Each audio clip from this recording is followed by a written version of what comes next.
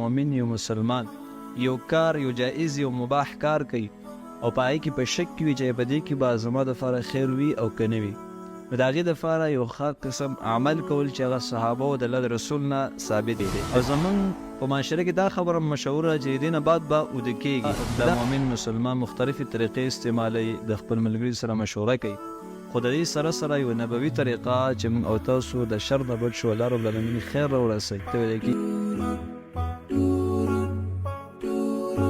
السلام علیکم ورحمة الله وبرکاته. بسم الله الرحمن الرحیم.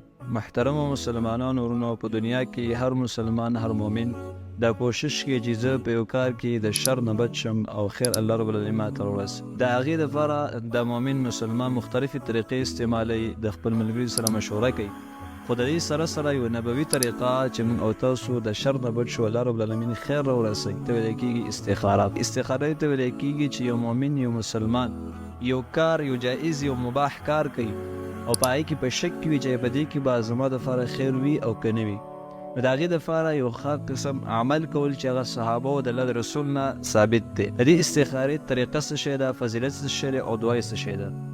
حدیث کې راځي د جابر بن عبدالله رضی الله تعالی عنه روایت دی، وایي كان رسول الله صلى الله عليه وسلم يعلمنا الاستخارة في الأمور كلها كما يعلمنا السورة من القرآن. جابر بن عبدالله وایي چې د الله رسول به موږ ته په هر کار کې استخاره راښودله لکه موږ ته چې د قرآن یو آیات راښیي، نو دومره اهتمام به موږ ته کوو په دې باندې. او بیا به یې ویلي اذا هم احدكم بالامر فليركع ركعتين من غیر الفریضة.